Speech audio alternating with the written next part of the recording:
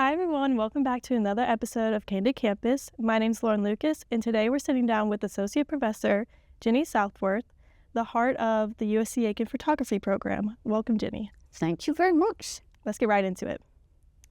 You shared you grew up in Salt Point, New York. What was it like growing up there, and how did it shape your interest in photography? So it's a very small town in upstate New York. There's probably about 200 residents.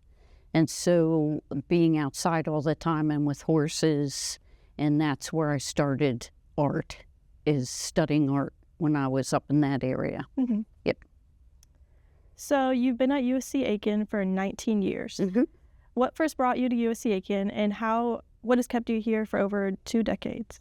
So I actually started here part-time as an adjunct when I was working at the Aiken Standard as a chief photographer. And I've always liked the teaching part because you learn so much about your craft. And then once I left the newspaper, I retired from the newspaper, I came here full-time. And I've designed all the classes, and I love teaching photography. What's your favorite photography class that you're teaching? I think the darkroom class is always a great inspiration for students because it's hands-on. I love the digital, but for them to understand where it all came from, and it gets them away from a screen for a while, and it is magic. It's really magic being in the darkroom. Yeah. Awesome. As Associate Professor of Art who developed all of USCA's photography courses, what does a day in the life look like as a professor and artist? So I'm always working on my craft because it's what I love to do.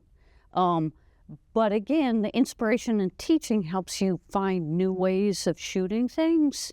So I would say most of my mornings are outside, starting at about 6 o'clock in the morning. And then I start teaching probably about 1:40 in the afternoon and teach into the evening. But every day is about photography and being outside. Yeah. Absolutely. You said that you're doing what you love, photography, and now teaching. What accomplishment in your teaching or creative career are you most proud of? Helping students find their way, find something that they love, because so many people think in the art world, well, I'll never make money, but we always have to remember that your career is about doing something you love. So watching students realize that they can love something enough to want to do it for the rest of their lives. So real important. That's awesome. Yeah. What is the best thing that a student has taught you as the teacher? That everybody has an eye, and those people you least expect the visual sophistication from really surprise you.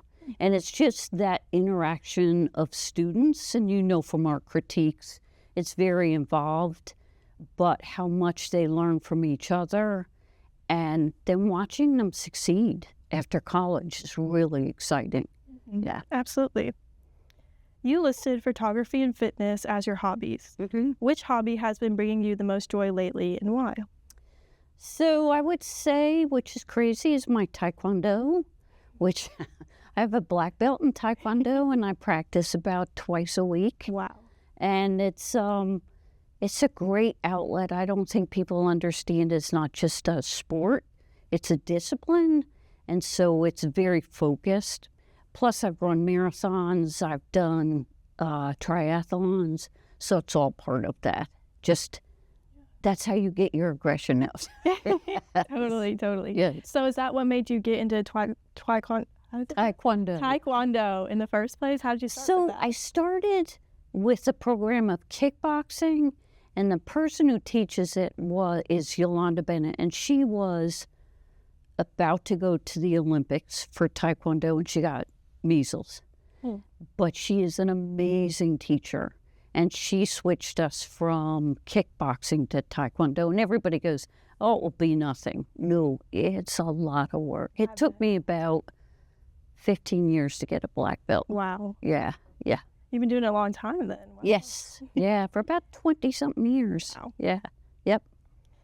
You mentioned consuming selective social media, news, and television. Mm-hmm. What types of media or stories do you find yourself drawn to most these days?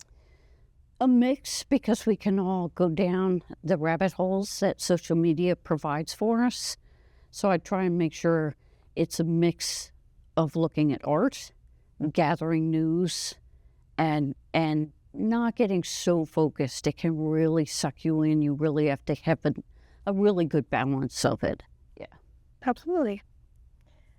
You admitted your guilty pleasure is wasting time when you can be doing something productive. What does your ideal guilt-free do-nothing day look like? Probably either walking dogs or sitting mindlessly watching a program I've already seen so I don't have to concentrate on it. What's your favorite one? The old black and white movies, because it all leads back to photography. So there's always that film noir, which was 30s, 40s, kind of pre-war, but it's very much about black and white, and all photography students should go watch those films because you will understand lighting. So that's my guilty pleasure, watching geeky old movies. Yeah. What are the names of some of those? If you watch, most of them are like the Humphrey Bogart ones, any of that old genre, and some of them are people you've never heard of before. But if you go to TCM on Sundays, they always have film noir. And it's really impressive to watch that, the black and white skills. Yeah. The Grapes of Wrath, the movie that was written by John Steinbeck, that is a perfect example of beautiful black and white photography. They use shadows, they use highlights. It's a really nice way of learning lighting. Very interesting. Yeah. I have to get into that. Yeah. How has following your passion shaped the way you mentor or teach your students? So my big thing is no one should be left behind, that all people learn at different levels. So it's very important in my classes that each person understands they're being taught individually, that no one has to keep up with somebody else. And you've seen in the classes, it's very important for students to teach each other so that they share ideas, and kindness. I just want people to feel that it's a good environment to learn in, that they're safe. Yeah. Absolutely. Love that. You spontaneously learned how to fly an airplane. Walk me through that process and what made you decide to do that? So I had a friend who flew airplanes who said if they were going to fly, I really needed to learn how. So I did all the groundwork and all the lessons, and I did cross country, so I soloed. What I realized is you need to love it if you're going to do it. While it was fun and very expensive, I didn't love it enough to keep doing it forever. I'll get on a commercial flight rather than, but it's a great experience. Part of what I do with experiences is challenge myself at a comfort level. Being a newspaper photographer, I don't think most people understand how complicated that process is, and that you see things. I've seen stuff that KKK rallies, huge fires, murder, suicides. So all of that takes you out of the norm, and it challenges you to try something different. So yeah, it's pretty fascinating. And unfortunately, the way newspapers have gone, it's not going to be the same. But we have to somehow get back to that ethical images that people will believe. Absolutely. It's definitely a very different process than what it was, I guess, whenever you were chief photographer there, and how social media has changed and all news outlets have changed. Yeah. It's different news gathering. What we have to understand is that it's always going to shift and change. So we just have to make sure that people get access to enough variety of informational sources. Having a balance of everything. Yes, absolutely. Yeah. Yep. You said you can't live without your family, animals, and kind people. How do people and animals closest to you keep you grounded or inspired? Caring for something else other than yourself is real important, but my animals are crazy. They're nuts, so I love them. What kind of animals do you have? I have 3 dogs and about 3.5 cats. The half cat doesn't really belong to me. It just comes for breakfast. So just a wanderer. Yeah. So, yeah, and I think it's important if you like being with people, you generally also like being with animals. And working for a newspaper, I always did a lot of work with the SPCA, so everything I have is rescued. Awesome. Yeah. I worked at a rescue Oh, last did summer, you? and I adopted a cat, and I totally understand what you're saying about how loving animals and people is kind of the same. It is. It's the kindness level of it. Right. Yeah. And you saw it probably more than most of us because you saw the animals come in that had not been treated kindly. So to know that you can make that kind of difference. Yeah. Absolutely. So this is my last question. Okay. If you could offer one piece of advice to today's USCA students, what would it be? It would be, one, remember that everything you take here is going to pertain to what you're interested in. So I always tell students, you may love the arts, but math and science and history is part of understanding art. So everything comes together. And the other thing is be invested in your own education. This is a very special 4 years. And if you don't take it seriously down the road, there's going to be regrets. So get everything you can out of this experience. So be a problem solver. What we do in class with the impromptus, that's about problem solving. And if you guys can figure out how to solve problems at the flash of an instant, you're going to be fine. Yeah. I love that. Yeah. I think it's really important to tell students about how, even though you're a math major or something, learning history and learning art is also important in your full developmental cycle.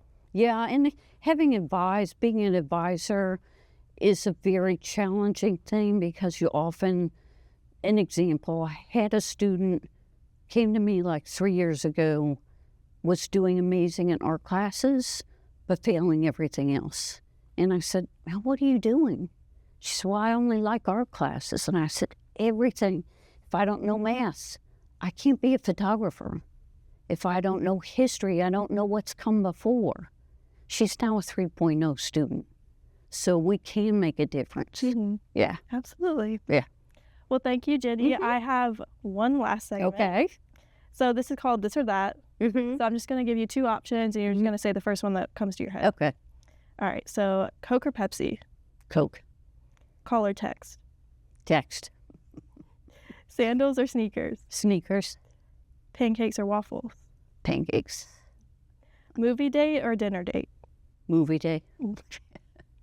The station or the sack? The sack. Really? Yeah. They've gotten really good.